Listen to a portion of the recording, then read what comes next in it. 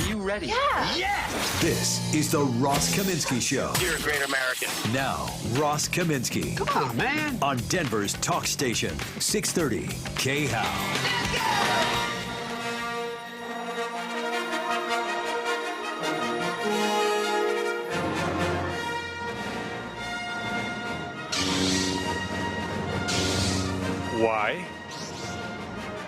Why, Shannon? Dude, it's May the 4th.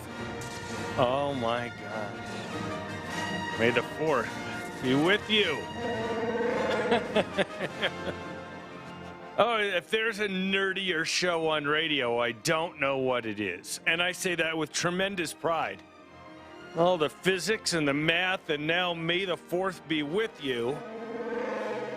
Only thing we missed, I think, was Pi Day. We'll do that next year, though. Never fear. Never fear. We have one. We have one every year. So, good morning. I had the day off yesterday. I'm Ross, if you're brand new to the show and never tuned in to 630 KHOW at this time of the morning before. My name is Ross, and I get to talk with you each morning. So that's a pretty fantastic thing for me. I had yesterday off because my dad and sister came to visit. And we were just thinking about this, and I don't think my dad and my sister and I have been together in one place in 15 years, maybe more, something like that, between 15 and 20 years. I think we can't think of anything more recent than that. So that was a lot of fun, and yeah, we went to watch one of my kids play lacrosse, and he won both games.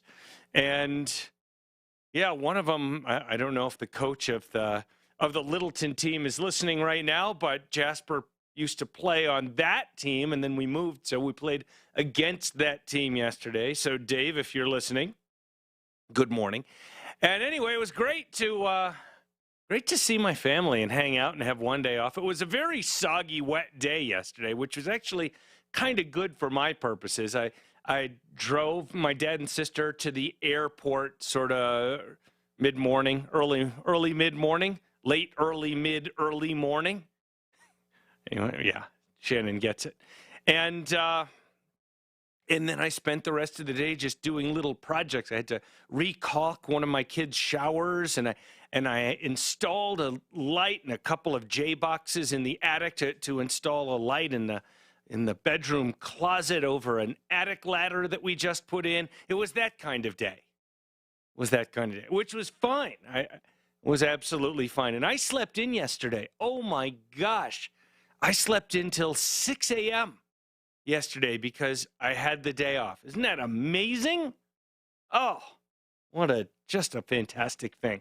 All right, so we got some great stuff coming up for you today.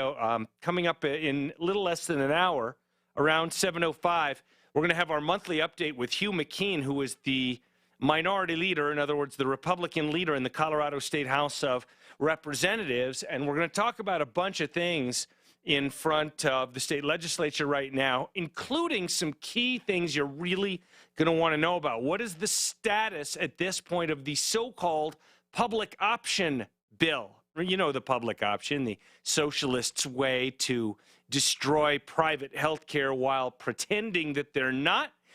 I mentioned on the show a few days back that there have been some very big changes to this thing, but it's not dead. So we're going to talk about that. And then also, in the aftermath of the horrendous shooting in Boulder, Democrats, of course, decided that they have to do something, so they have announced some gun bills, and we're going to talk about all of that. Usually my recommendation for politicians is don't just do something, stand there. I have paid my gun bill. I haven't shot my new gun yet.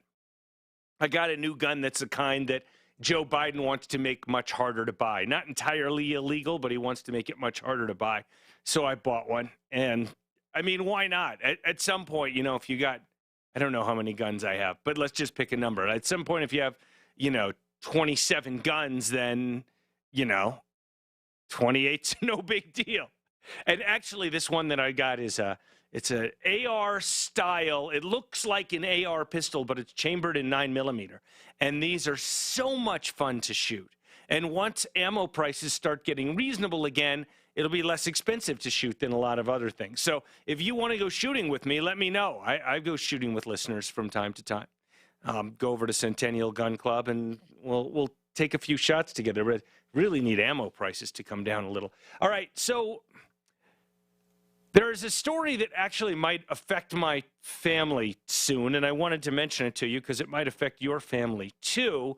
I'm going to go to the Associated Press for this. The U.S. Food and Drug Administration is expected to authorize Pfizer's COVID-19 vaccine for kids aged 12 to 15 by next week, according to a federal official and a person familiar with the process. Despite the word "and," I don't know for sure if that's one person or two. But anyway, setting up shots for many before the beginning of the next school year. The announcement is set to come a month after the company found that the shot, which is already authorized for those age 16 or older, also provided protection for the younger group. The federal official, speaking on the condition of anonymity to preview the FDA's action. By the way, these people, you know, when you hear anonymous sourcing, it's not always harmful when you hear these anonymous sources in news articles. A lot of times, these anonymous sources are people who are specifically authorized by the heads of these departments to go talk to the media and give them some stuff on background to get these kinds of stories out there, maybe gauge public reaction, things like that. Not just about vaccine, but anything. And also sometimes these federal officials, speaking on the condition of anonymity, you probably would think that anyone who is identified that way is likely to be a mid-level or low-level official at FDA or whatever, wherever. And you can't always tell by reading the article, but I can tell you, having been just a little bit on the edges of the journalism business, that a lot of times these, federal officials speaking on the condition of anonymity, a lot of times these are like the most senior people. Could be the head of the department, number 2 at the department. So you never know. And they have reasons. Sometimes they're sort of mischievous reasons, and sometimes it's real strategery to put the news out this way. Anyway, this federal official said the agency is expected to expand that emergency use authorization by early next week. Let me see when this, early next week. That's right. Not early this week, early next week. And maybe even sooner. So we'll see. The FDA action will be followed by a meeting of a advisory committee to discuss whether to recommend the shot. So it's an interesting thing, since all this stuff is being done under emergency use authorizations. There hasn't actually been official FDA approval of these yet. They're operating under emergency use authorizations. In late March, Pfizer released preliminary results from a study of 2,260 U.S. volunteers between the ages of 12 to 15, showing there were no cases of COVID among fully vaccinated adolescents, compared with 18 cases among those giving placebo. The side effects were similar to the side effects in young adults, including pain, fever, chills, fatigue, particularly after the second dose. Oh, I should mention, I had my second dose last Friday, and I had precisely 0 noticeable side effects. My arm was barely sore, which was exactly the same as after the first shot. My arm was very slightly sore, and that was it. I'll put it in context for you. The level of soreness of my arm, I typically sleep on my side. The level of soreness of my arm was such that I could still sleep with that arm down. So that couldn't have been too very, very sore. Now, here's the reason I wanted to mention this in particular. First of all, it's potentially important for, for your kids, especially, I realize most people understand. I was going to say think, but it's not think, it's understand, because we know it's true that typically kids are at very low risk from the vaccine, from the virus. And you might be thinking, well, why get a kid vaccinated? And there could be plenty of reasons for example, a kid lives with somebody, maybe elderly, maybe not, who is a higher risk. And even if that higher risk person has been vaccinated, there is always some small chance that even a vaccinated person could catch it. So it would make sense for that family to have as many people vaccinated as possible. That's one reason that a young person might get the vaccine. Here's the deal with my family, though. One of my kids has the opportunity to take a really, really interesting international trip. And I guess I can talk about the destination. One of my kids has a chance to take a trip to Israel this summer. And that's a tremendous opportunity. I actually haven't been to Israel since I was a little kid, since I was 8 years old, I guess it was. Maybe early 1974. And I really want to go back, but this trip would not include me or my wife or our other kid. It would just be one kid going with a group that organizes teen trips for Jewish kids to Israel. And obviously things can change, but we're talking about a trip that would be coming up in less than 2 months when it would start. And at this point, the people organizing the trip expect that Israel will only be letting vaccinated people in as tourists. And so therefore, I'm faced with this decision of, do I get my kid vaccinated, including whatever unknown risks might be involved there? And I don't think the risks are high, but that doesn't mean I know what they all are. I can't say that getting vaccinated has zero risk. And so, but my choices are not get the kid vaccinated or have my kid go on this fabulous trip. And I think we're all leaning towards having the kid get vaccinated so that he can go on this trip. So anyway, this is in my brain. And just as this thing came up just a few days ago, the group organizing the trip said, if your kid's not vaccinated, then, kids who aren't vaccinated probably won't be able to go. And then 1 or 2 days later, this announcement came out that they're hoping to get authorization to vaccinate 12 to 15-year-olds soon. So fingers crossed. I do think I really got to talk with my kid about it a little more, but I think my kid will be fine with it. It's a tough call for a parent, though, don't you think? Tough call for a parent. Yeah. So that's what's going on there. One other quick story I wanted to share with you. This is from a couple days ago in the Denver Post. A whole different sort of story, but last Monday, I think it was, Governor Polis signed into law Colorado Senate Bill 124.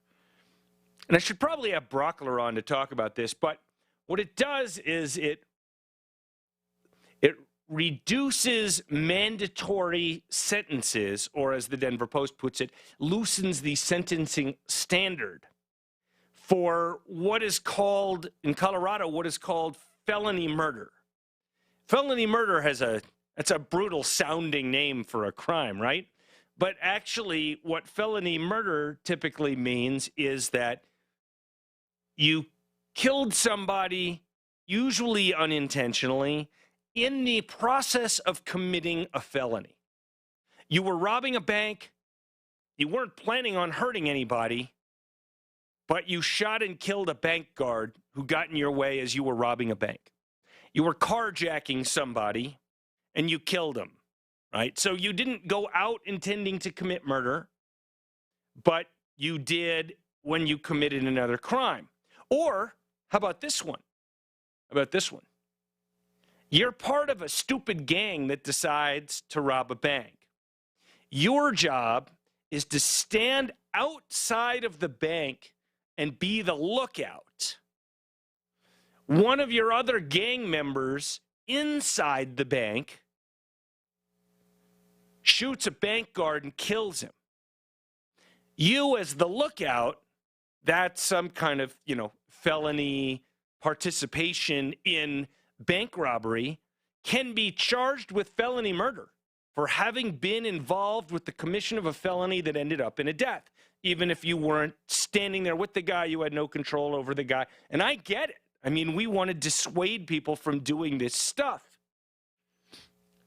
However, felony murder has, from time to time, brought really serious sentences against some people who some have argued didn't deserve sentences that harsh. So when Governor Polis signed this bill, he said the person who did the murder should do the most time. If you're standing there, you are guilty. This keeps that, but you're not in jail as long as the person who pulled the trigger or stabbed a person or so on. By the way, this is not retroactive, and it won't take effect in courts for another several months. Current law has put people in prison for life without parole for cases in which they didn't kill anyone, right? Robbery, arson, but somebody dies, or someone else killed the person, or there was no intent to kill. There have been some high-profile examples, including a guy named Sam Mendez, who got life without parole for standing watch as a 14-year-old while some kids he knew broke into a house and killed a woman in Weld County. There was no evidence connecting him to the killing, and in fact, he was resentenced in 2019 and will be released soon. Anyway, you get the idea. This bill was sponsored and mostly supported by Democrats. 3 Republicans in the state Senate voted for it, none in the state House. I think George Bruckler doesn't love this, and maybe we'll have him on to talk about it, but I just wanted you to know about it. When we come back, an issue that has probably been getting more attention than it deserves, but we still need to talk about it briefly. Transgender kids and, I guess, young adults in school sports. Caitlyn Jenner had something to say. KHOW Denver, 630 KHOW, an iHeartRadio station.